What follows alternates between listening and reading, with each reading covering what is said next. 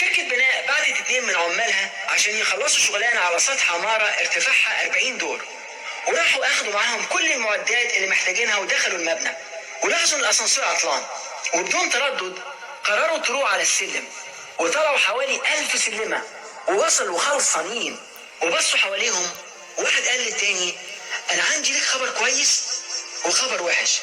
الخبر الكويس اننا اخيرا وصلنا لسطح عمارة. فسألوا التاني: ممتاز، وايه الخبر الوحش؟ فقال له: احنا طلعنا العمارة الغلط.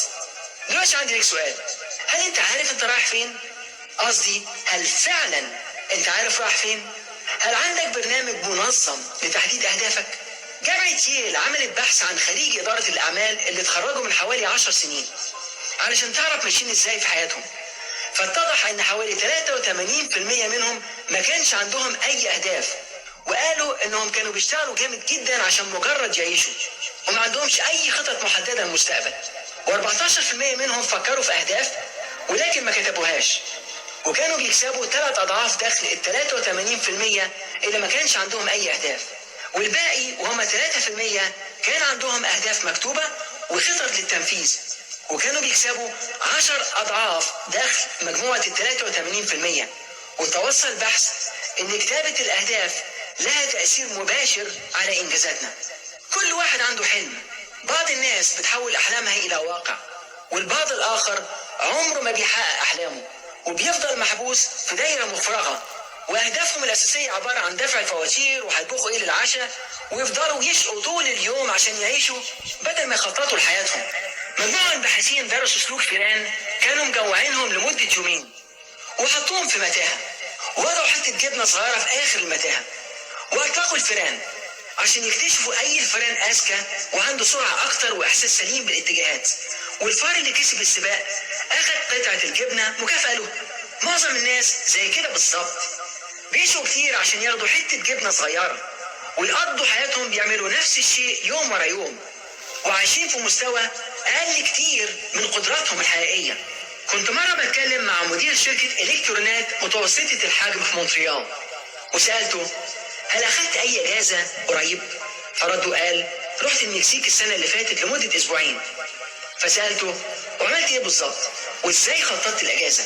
فقال: أنا وزوجتي اخترنا المكان اللي عايزين نروحه، وحددنا الميزانية بتاعتنا، وبعدين اتصلنا ب3 شركات سياحية عشان ناخد معلومات عن الأسعار وكمان عن الرحلات المنظمة المختلفة، واخترنا أحسن رحلة بالنسبة لنا ورحنا المكسيك.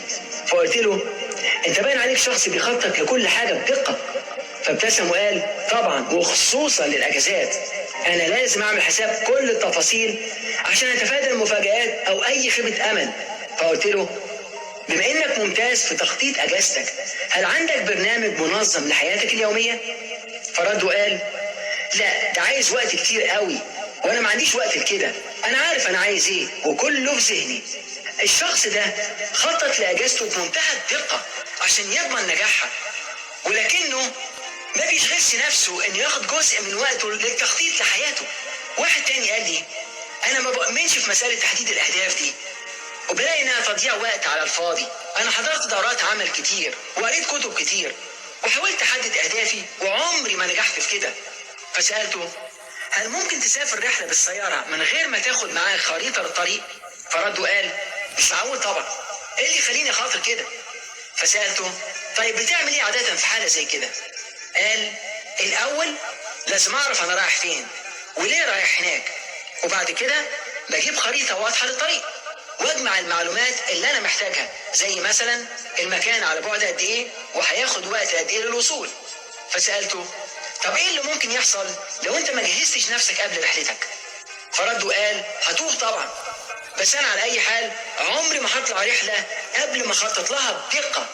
وادي شخص تاني بيرفض يطلع رحلة من غير تخطيط دقيق جدا ومن غير خريطة، ولكنه مش بيؤمن بأهمية التخطيط لرحلة حياته كلها، وبيمشي في طريق حياته من غير تحديد اتجاهاته أو خريطة للطريق.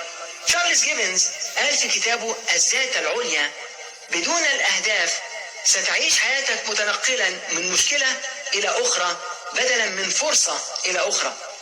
وقال توماس كارايلي مؤلف أليس في بلاد العجائب: الإنسان بدون هدف كالمركب بدون دفة، سينتهي الاثنين إلى الاصطدام بالصخر. يا ترى إيه هو الهدف؟ وليه الناس ما بتحددش أهدافها؟ وليه مهم جدا إن يكون عندنا أهداف واضحة؟ هو ده موضوعنا هنا. الهدف هو حلم جاهز للتنفيذ، هو الشيء اللي انت بتعمل على تحقيقه، ومش بس اللي انت بتتمناه.